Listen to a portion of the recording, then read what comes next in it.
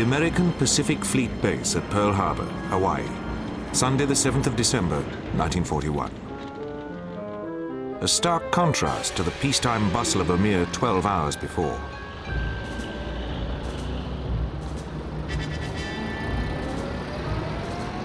Now the famous Battleship Row was a line of wrecks.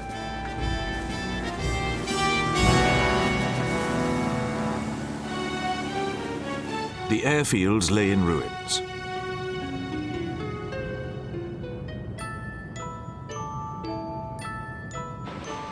Other crashed aircraft, including a few Japanese, littered the island.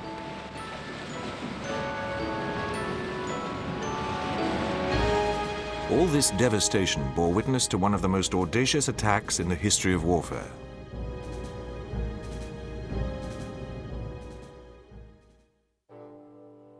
The Japanese attack on Pearl Harbor had been conceived by Admiral Isoroku Yamamoto, the naval commander-in-chief, to remove the main obstacle to the creation of a self-supporting Japanese Pacific Empire, the US Pacific Fleet.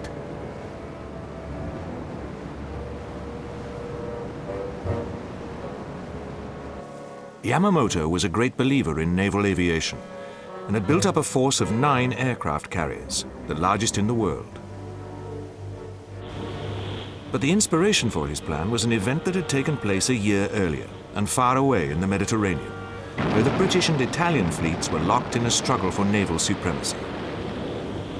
After some initial clashes, the British decided to use naval air power to strike a grievous blow. On the 11th of November 1940, 21 Swordfish aircraft armed with torpedoes took off from the carrier HMS Illustrious. Their target, the main Italian fleet base at Taranto.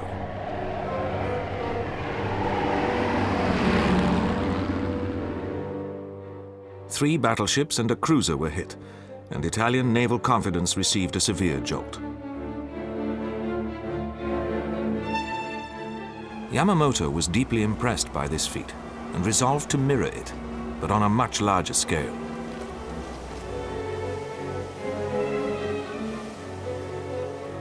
By the 22nd of November 1941, the Pearl Harbor Strike Force had assembled at Itorofu in the Kuriles. It was built around 6 aircraft carriers, which had a total of almost 400 aircraft. On the 26th of November, the force weighed anchor and set off towards Hawaii. Stormy weather helped to cloak its approach. Strict radio silence was also maintained.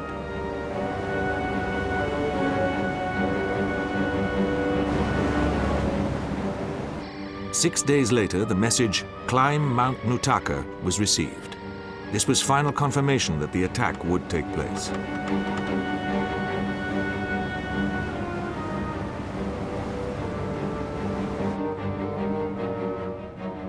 Meanwhile, both Washington and Tokyo were witnessing frantic diplomatic activity in an effort to avert war.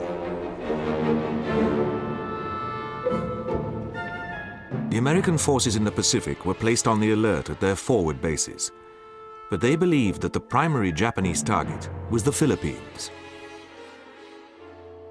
As for the US Pacific Fleet, it spent that first week of December 1941 on exercise, but returned to Pearl Harbor in time for the crews to enjoy the weekend. An attack on the base was not thought likely.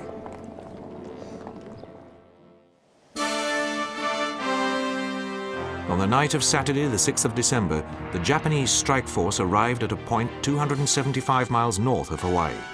Preparations were made for an attack early the following day.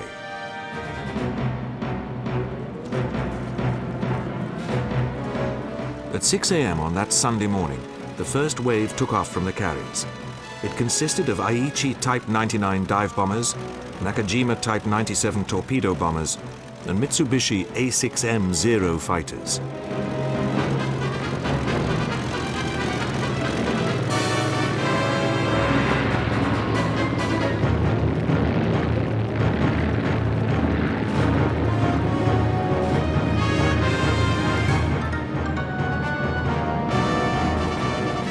Just under 2 hours later, the Japanese aircraft reached their objective. The commander of the wave broadcast "Tora, Tora, Tora," the Japanese for tiger, and the planes screamed into the attack.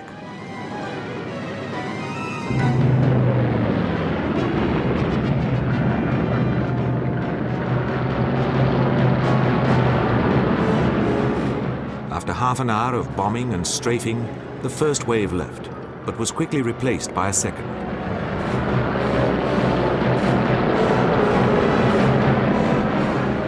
By this time, the Americans had managed to get anti-aircraft guns in action, and even some planes into the air. But it was an unequal contest. When the Japanese aircraft finally turned for home at 9:45 a.m., they left behind nearly 400 aircraft destroyed or damaged on the ground.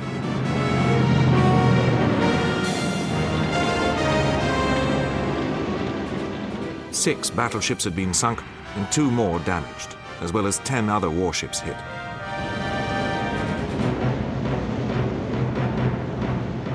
The Japanese losses were 29 aircraft and 6 submarines, 5 of them midgets. It was a small price to pay for what appeared to be a knockout blow.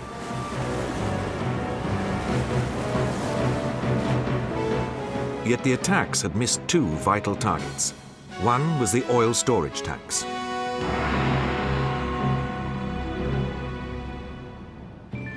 The other was the Pacific Fleet's 2 carriers, Lexington and Enterprise, which were delivering additional aircraft to Pacific Island outposts. Even so, during the next 4 months, the Japanese blitzkrieg carried all before it.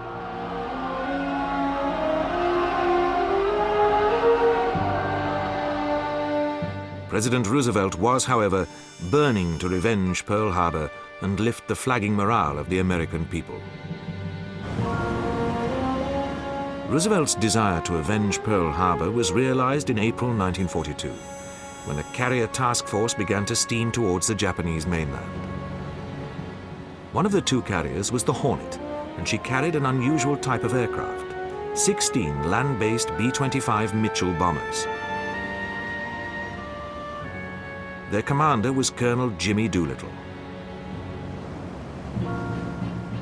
He was one of America's leading pilots and breaker of numerous air records, as well as being a Schneider Trophy winner. Doolittle's mission was to attack Tokyo and other Japanese cities and then fly on to China. But early on the 18th of April, a Kingfisher reconnaissance aircraft spotted 3 Japanese patrol vessels. These were sunk, but there were fears that the operation might be compromised. Admiral Bull Halsey, the overall commander, decided that the B-25s must be launched now, even though the distance to the target was 150 miles more than planned.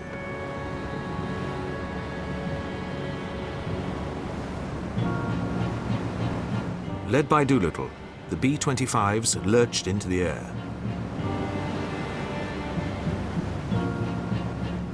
After circling the task force, they set course for Japan.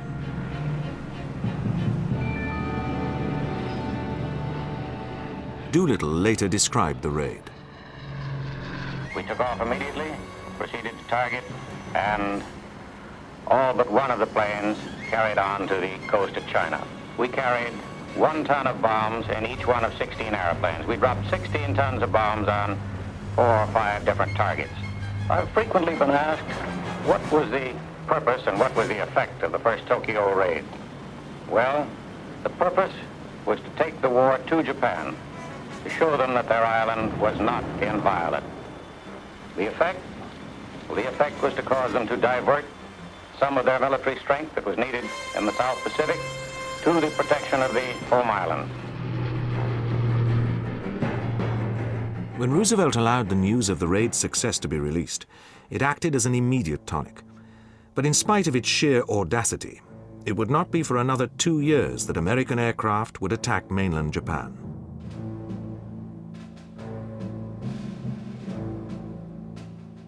What Pearl Harbor and the Doolittle raid had demonstrated was that the aircraft carrier gave naval aviation a very long punch. But the US Navy was soon to find out that its standard fighter, the Grumman F-4F Wildcat, was inferior to the highly maneuverable Japanese Zero. In May 1942, a Japanese task force sailed into the Coral Sea with the aim of seizing Port Moresby, capital of Papua New Guinea. An American carrier group intervened, and in the resultant clash, the Japanese lost one carrier sunk and another disabled.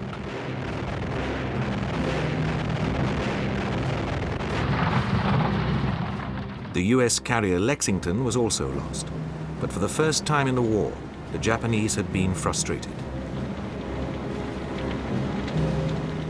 That same month, May 1942, the Japanese put a more ambitious plan into effect.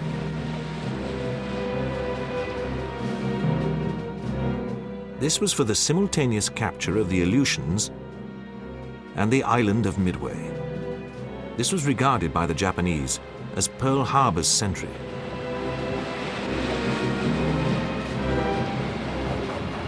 The Americans, however, were intercepting and reading the Japanese top-secret coded radio messages and became aware of the plan.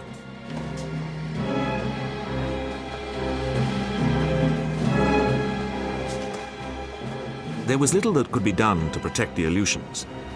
The US Navy therefore concentrated its three available fleet carriers, Enterprise, Hornet, and Yorktown, near Midway.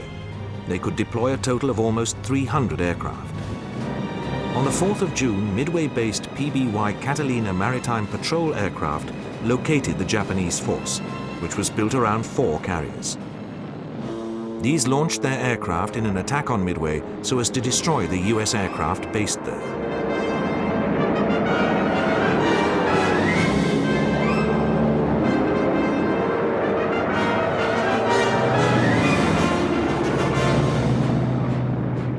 This was only partially successful, and Japanese Admiral Chuichi Nagumo ordered a second strike. It was at this moment that American carrier-based aircraft struck. They were led by unescorted Devastator torpedo bombers, whose slow speed made them easy meat for the marauding Japanese Zero naval fighters, and few survived.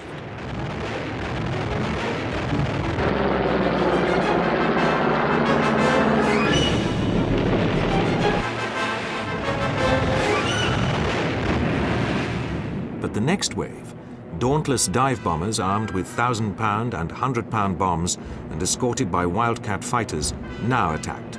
They caught the Japanese aircraft refueling and rearming.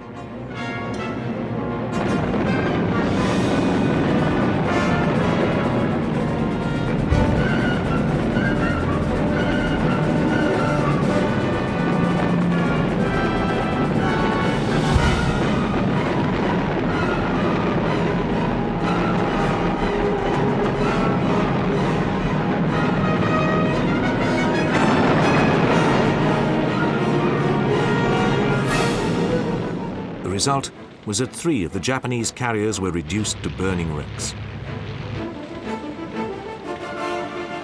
But the one surviving Japanese carrier, Hiryu, now launched her aircraft. They attacked the carrier Yorktown.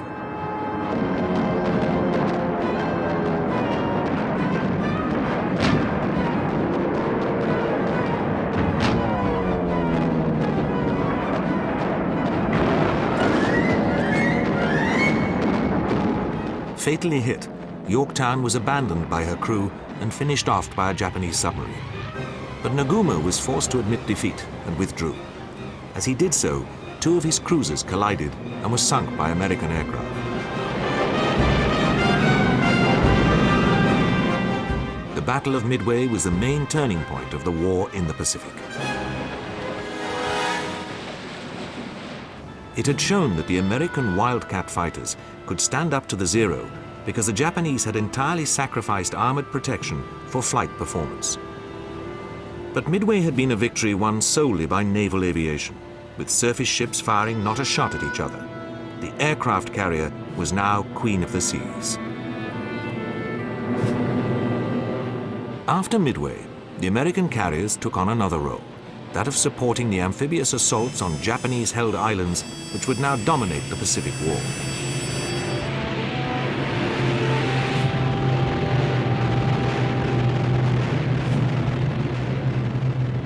But it was recognized that the carrier was vulnerable to land-based aircraft. Thus, when it came to the very first of these operations, the landings by US Marines on Guadalcanal in the Solomons in August 1942, their initial objective was an airfield, which was being built on the island by the Japanese.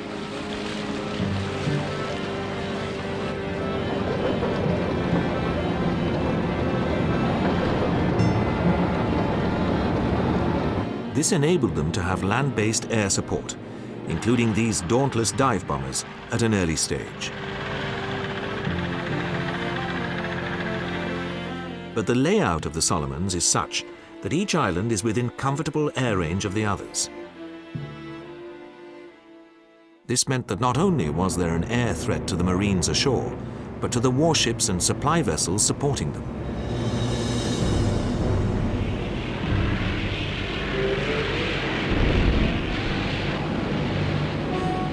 Hence, although vulnerable to attack, carriers were still needed.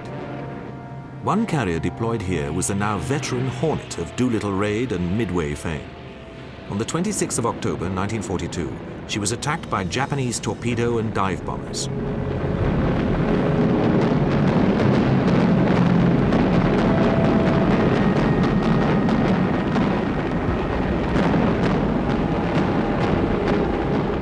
She sustained hits from both bombs and torpedoes.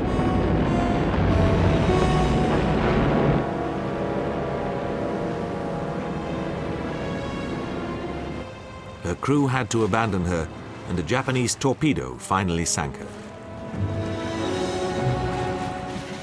By now, a new generation of US aircraft, such as the excellent Grumman TBF-1 Avenger torpedo bomber, was beginning to redress the technical balance in favor of the Americans.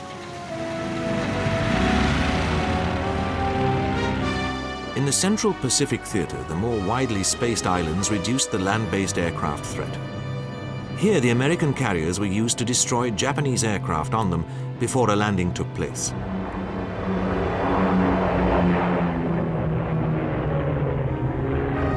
In 1943, the power of US naval aviation was further boosted by a new fighter, the Corsair, the first American aircraft to exceed 400 miles per hour.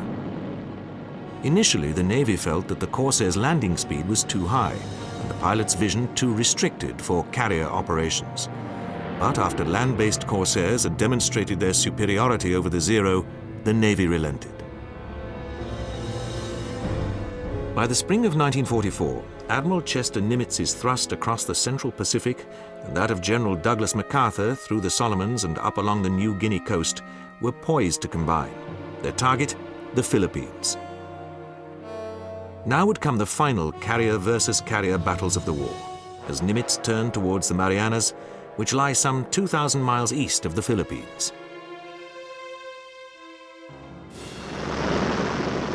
A carrier task force began to soften up the Marianas on the 11th of June.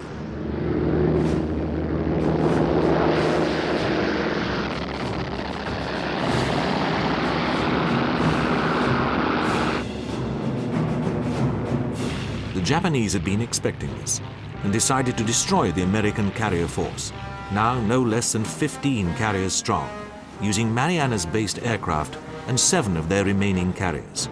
The combined fleet therefore put to sea. 4 days later, the US Marines landed on Saipan in the Marianas.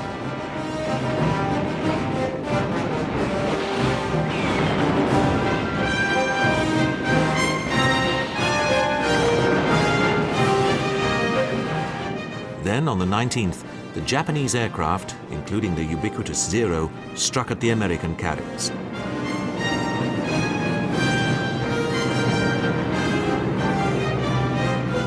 But these were forewarned by radar and were able to get their Corsairs and Hellcats into the air in time to intercept the Japanese aircraft. Now the heavier armament and armor plating of the American fighters proved decisive.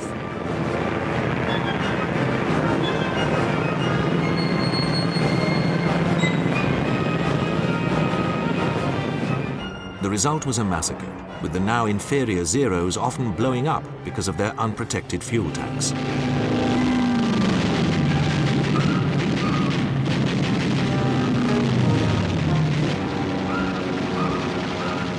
For the loss of just 29 American aircraft, 219 Japanese planes were shot down, and this was in addition to 2 carriers sunk by American submarines.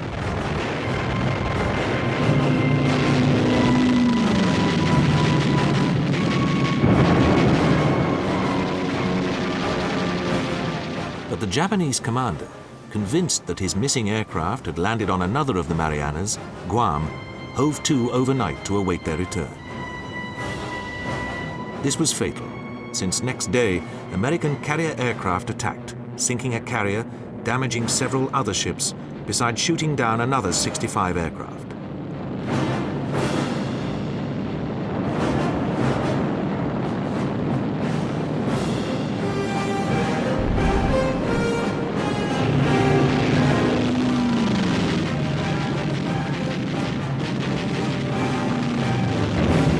The official name of this action is the Battle of the Philippine Sea, but jubilant American naval aviators called it the Great Marianas Turkey Shoot.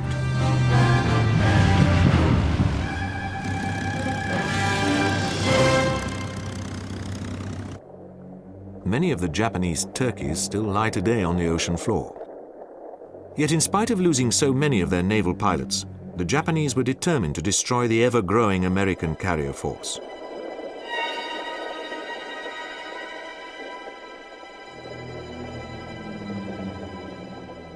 Their opportunity came during the American landings in Leyte Gulf in the Philippines in October 1944.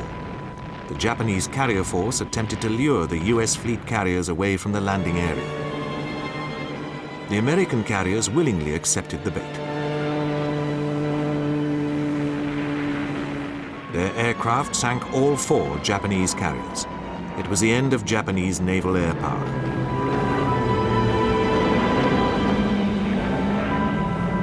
Now, as the war moved ever closer to their mainland and the Americans set about seizing the last stepping stones, Iwo Jima and Okinawa, the Japanese resorted to a last, desperate tactic.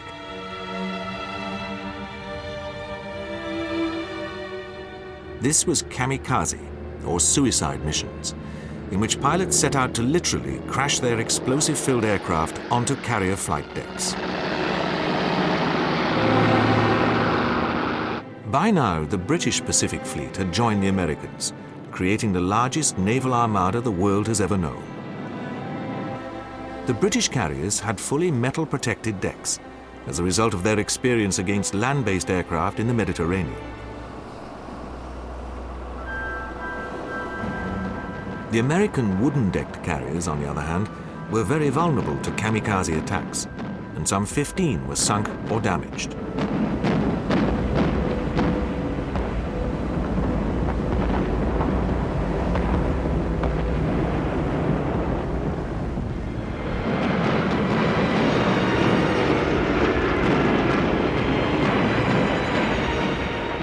One of these was the USS Franklin, which was the victim of a kamikaze attack off Okinawa in March 1945. Such were the wounds inflicted on her that she appeared a total loss.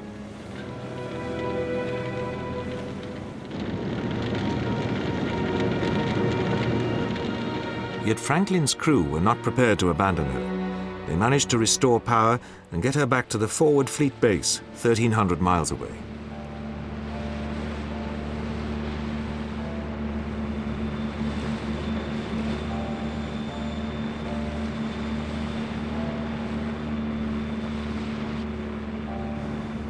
Here she was repaired and remained in service for another 20 years. The American carriers were attacking mainland Japan when the atomic bombs exploded in August 1945, forcing the final surrender. By then, they'd established such dominance that they would become, and are still today, the US Navy's main warship. But throughout 1939-45, aviation had also been waging a much more protracted and very different war at sea. Given its global nature, one of the crucial aspects of the Second World War was maritime communications. In almost every theatre of war, the sea played a part in keeping ground and air forces supplied, and indeed sometimes whole countries. In the Pacific, the maritime lines of communication were at their longest. Here the main threat to them was the submarine, with large portions out of reach of aircraft.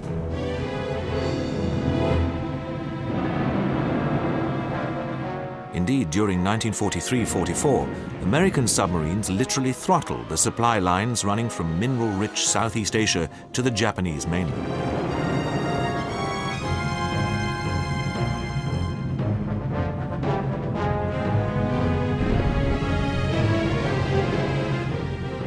Elsewhere, it was different. In the Mediterranean, no part of the sea was out of range of land-based aircraft, and the British Mediterranean fleet suffered severe losses from both Italian and German aircraft while maintaining the sea route from Gibraltar to Egypt.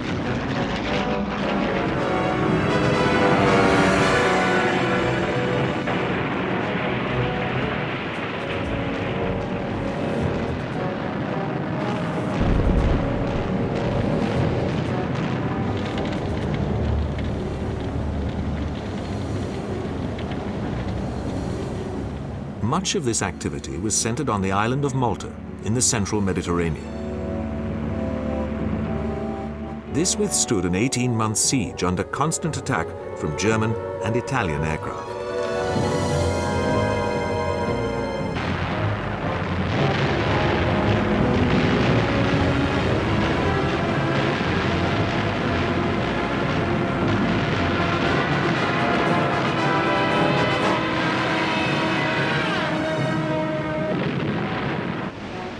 Convoys to Malta suffered crippling losses, despite strong escorts, which included aircraft carriers.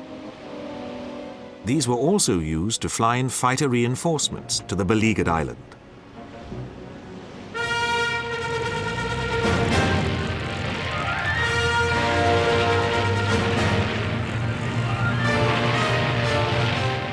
In turn, Allied aircraft, including this British Beaufighter, ravaged Axis convoys crossing the Mediterranean to supply their forces in North Africa.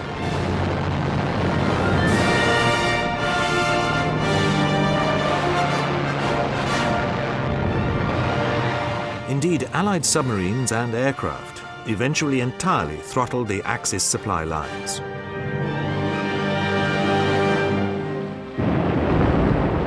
Axis attempts to establish an air bridge to North Africa were similarly frustrated.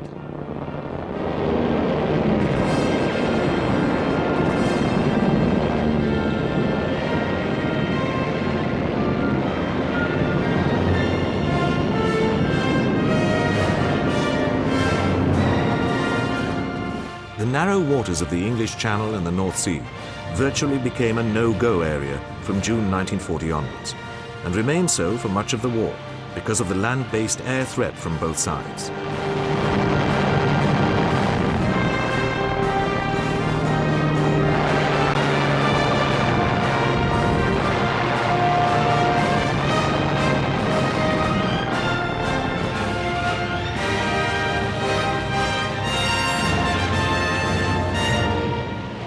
Faced with this, ships' anti-aircraft armament became ever more powerful.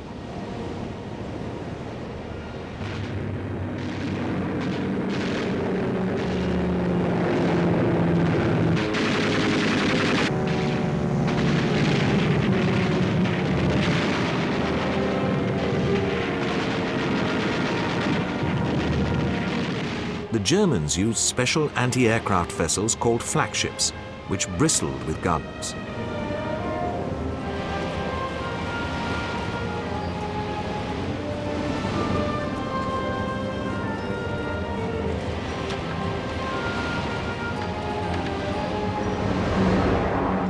Such was the effectiveness of these flagships that in 1941 the RAF's anti-shipping squadrons, with their Beauforts and Beaufighters, suffered crippling losses, with few crews surviving to see the end of their operational tour of duty.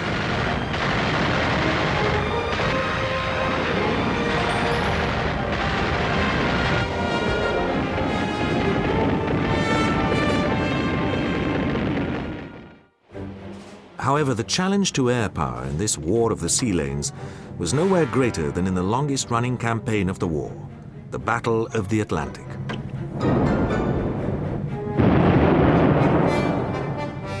The campaign was fought with many weapons, but air power played a crucial part in most. Hitler sent his principal warships to operate against the Allied merchant shipping convoys.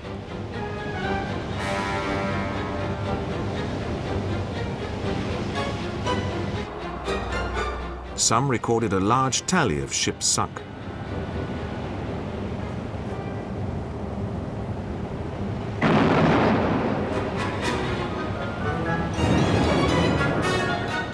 But it was aircraft which brought about the destruction of most.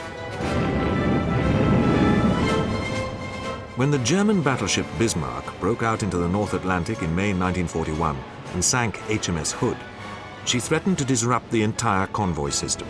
The ship had to be found, brought to bay, and destroyed.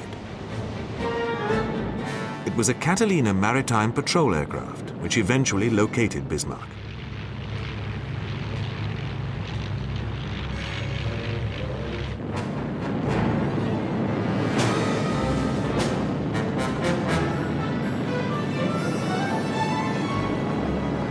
A sighting report sent by radio put the British Home Fleet back on Bismarck's track. Then torpedo-carrying Swordfish struck at her, eventually damaging her propellers and jamming her steering gear.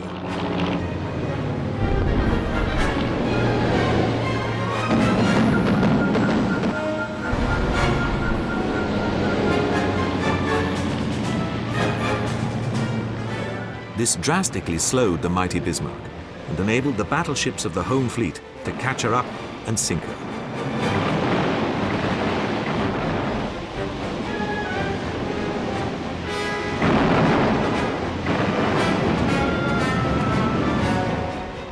Thus, one threat to the convoys was removed, although many others remained.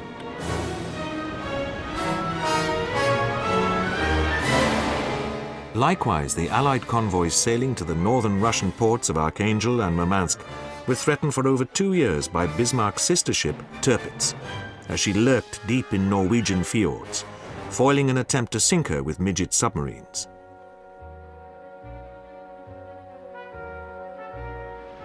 Air power therefore became the only feasible way of attacking the ship.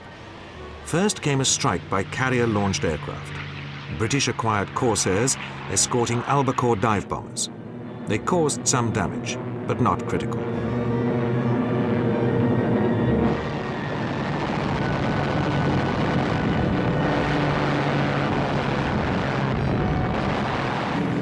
British Avro Lancaster heavy bombers then attacked Tirpitz with 12,000-pound bombs.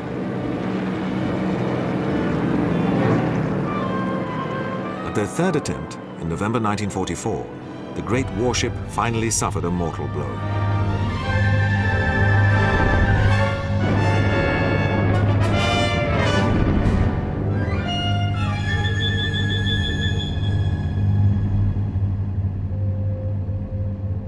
The Germans also used smaller surface vessels to harass the sea lanes. These were the commerce raiders, armed vessels masquerading as innocent merchant vessels. Vital to their effectiveness were float planes, like the Arado 196, which were used to locate victims. The commerce raider then closed in on the vessel and sank or captured it.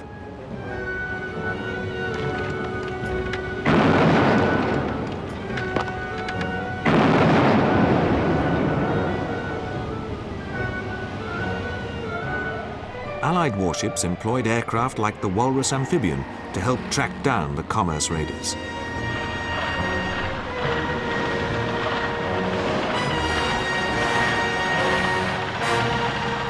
Typical of the ships that used the Walrus was the cruiser HMS Cornwall, which cornered the raider Penguin in the Indian Ocean in May 1941 and sank her after a fierce fight.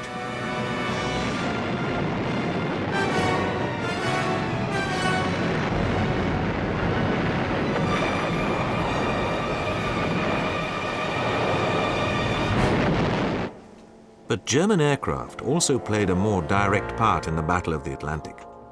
They were, however, all land-based, since the German Navy had no aircraft carrier in service.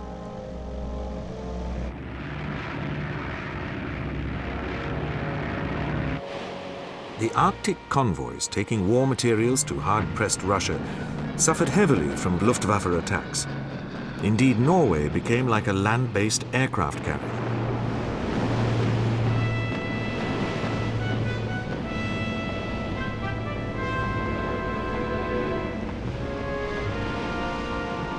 In the North Atlantic itself, the Focke-Wulf FW-200 enjoyed some success.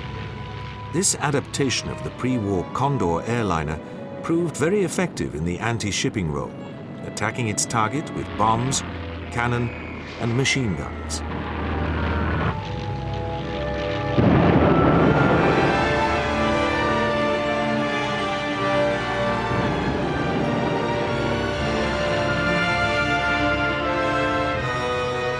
The FW-200 Condor was also used to locate convoys and guide U-boats onto them.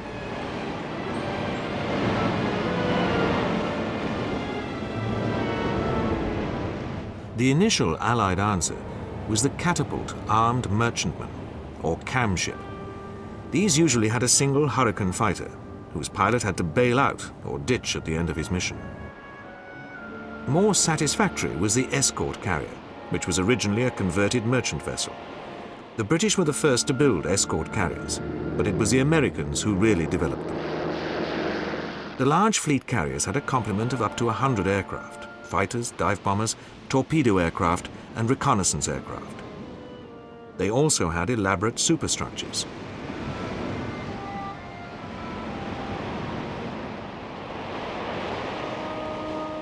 In contrast, the escort carriers were more basic in design and had just some 30 fighters. American escort carriers also served in the Pacific, providing air cover for the amphibious landing forces and enabling the fleet carriers to operate independently.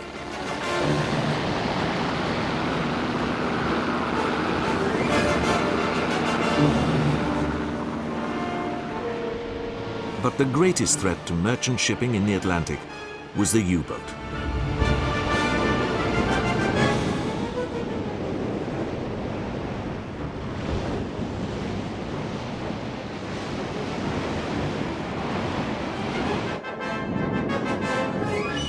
This was especially after the fall of France in June 1940, when they were able to operate from the French Atlantic ports, thus radically reducing the time it took them to reach their operational areas. Having a severe lack of suitable escort vessels, the Royal Navy was initially ill-equipped to deal with this threat.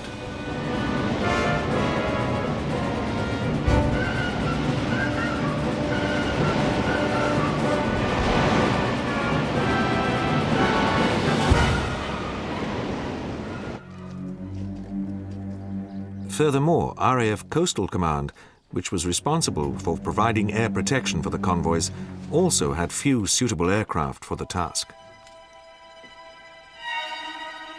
The Avro Anson, with its range of less than 800 miles, was limited to the protection of coastal convoys. The American-built Lockheed Hudson also lacked the range to fly far into the Atlantic.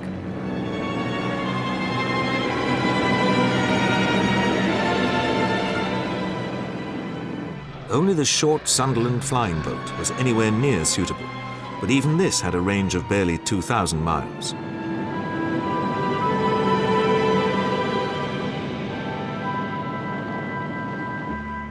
One early tactic which the Royal Navy tried was to send out aircraft carriers to hunt down the U-boats, the idea being that once located, they could be attacked with bombs by Swordfish carrier aircraft.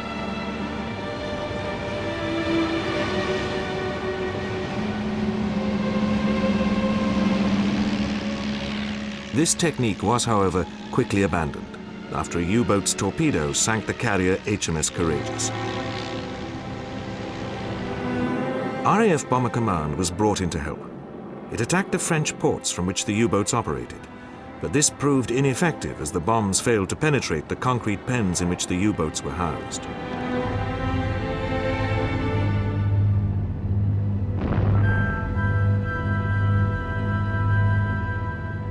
Bombers also attacked the factories building U-boats, but this did little to slow down production.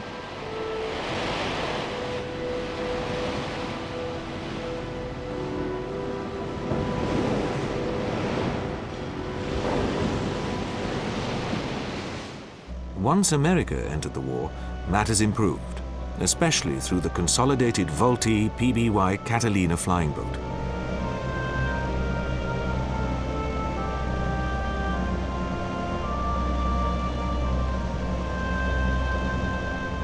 Although its top speed was under 200 miles per hour, the Catalina had a range of over 3,000 miles.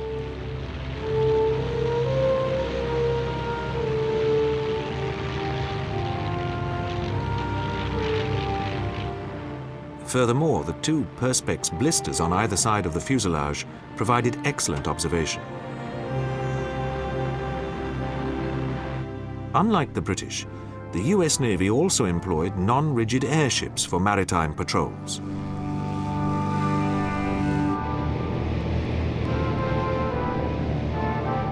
One squadron of these even flew the Atlantic and operated in the Mediterranean.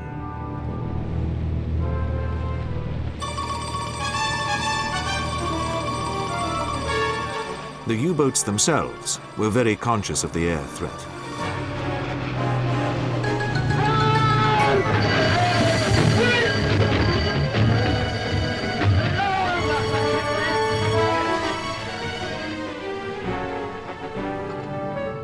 Thus, they were often able to crash dive before the aircraft could begin its attack. After much study, it was concluded that painting maritime patrol aircraft white gave them the best chance of gaining surprise over the U-boats. The RAF also developed a system called the Lee light. This was a searchlight mounted underneath a Wellington bomber. It was used in the Bay of Biscay to catch U-boats leaving or returning to port by night.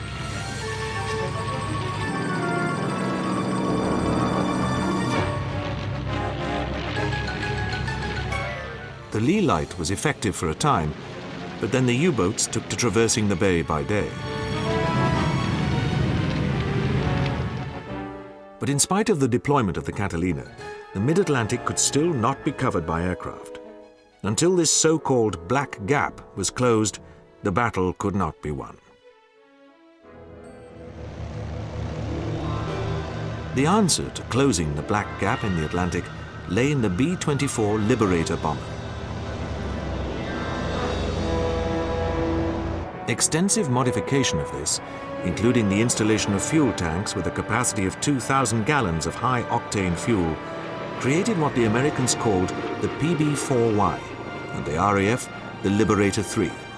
This could remain aloft for over 20 hours. It meant that even in the mid-Atlantic, the convoys could be given air cover.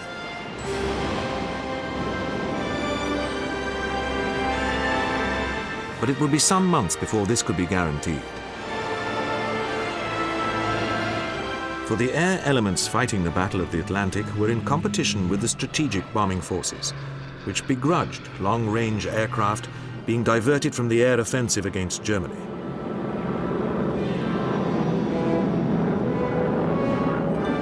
Thus, although the first Liberator 3s were deployed in August 1942, 9 months were to pass before they were available in sufficient numbers to close the Black Gap.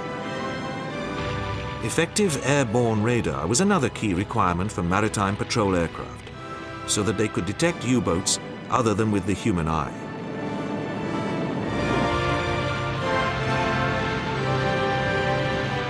The Germans were able to counter early types by equipping their U-boats with radar detectors.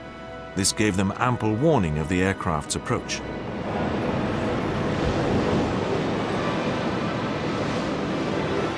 Centimetric radar, with its much higher frequency, was the answer. But again, there was a contest with the bombers, who wanted to use it as a navigation device. Indeed, they were initially given priority.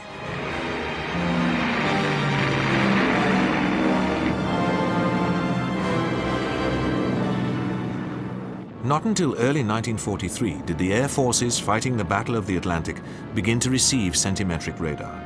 And again, it would take months to fully equip them. By this time, the pendulum of fortune was making one of its periodic swings in favor of the U-boats.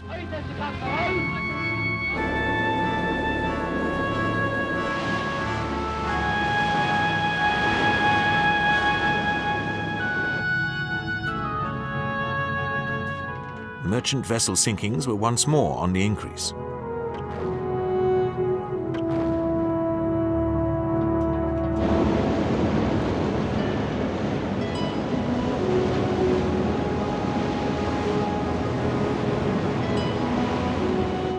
But at the Allied Strategic Conference held at Casablanca, Morocco in January 1943, it was agreed that winning the Battle of the Atlantic was an essential prerequisite for a successful invasion of the continent of Europe.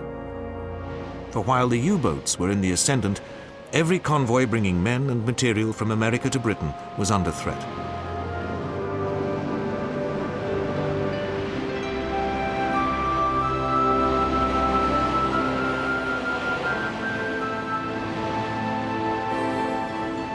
In May 1943, however, everything suddenly came together for the Allies.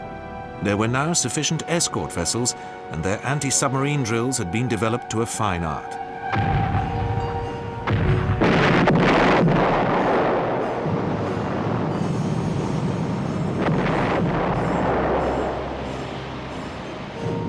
Enough Liberator 3s with centimetric radar were available to completely close the black gap.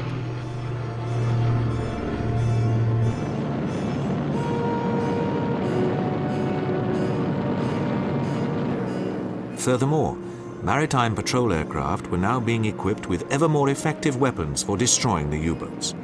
These included improved air-delivered depth charges and an air-launched acoustic homing torpedo.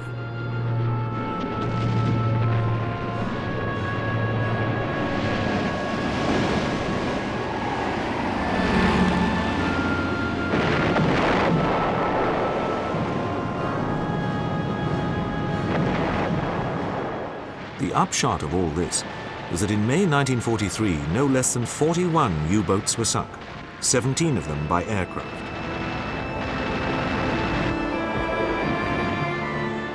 Admiral Karl Dönitz, the German naval commander-in-chief, declared, "We have lost the Battle of the Atlantic."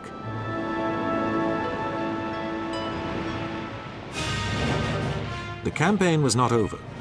But never again would Allied shipping losses approach those suffered in the early months of 1943. Great tribute must be paid to the crews of the maritime patrol aircraft which fought in the Battle of the Atlantic.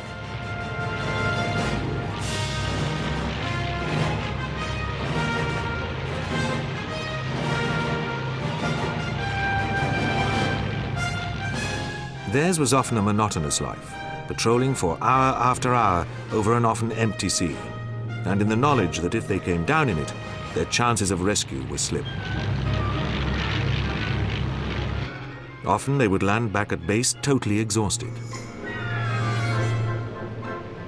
Only seldom did their adrenaline begin to race at the sight of a U-boat.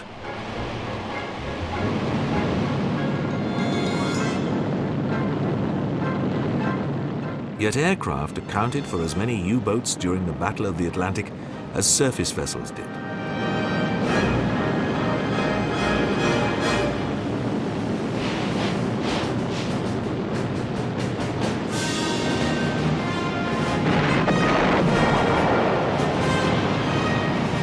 Indeed, the battle demonstrated that anti-submarine warfare could not be successfully waged without aircraft being an integral part of it.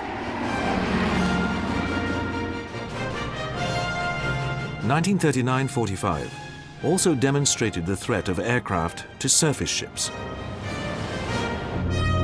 But aircraft and ships operating together could deal with this.